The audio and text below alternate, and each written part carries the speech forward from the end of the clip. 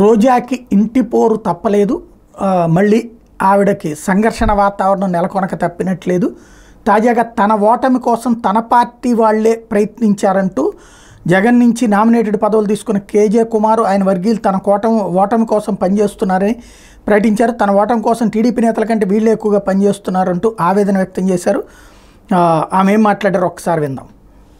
ఇక్కడ నాకు తెలుగుదేశం వాళ్ళతో ఏ ప్రాబ్లం లేదు. ఆ నగిరిలో కేజే కుమార్ వాళ్ళు ఎయిర్పోర్ట్లో ఏమో జగన్ గారిని కలుస్తారు, ఆశీర్వాదాలు తీసుకుంటారు.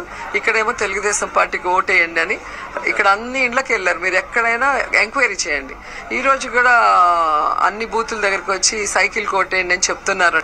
టీడీపీ నాయకులు కూడా ఎక్కడ లేరు. ఆయన తిరుగుతున్నాడు. ఆయన చెంచాలంతా లోపల ఏజెంట్లుగా ఉండి గొడవలు సృష్టించాలని చూస్తున్నారు. చాలా దురదృష్టకరం. రాష్ట్ర పోస్టులు ఇచ్చి కూడా వీళ్ళు ఇంత నీచానికి దిగజారిపోయి, ఇది పరిస్థితి. ఓవరాల్గా జరుగుతున్న పరిణామాలు, రకరకాలైనటువంటి పరిణామాలు చోటు చేసుకుంటున్నాయి.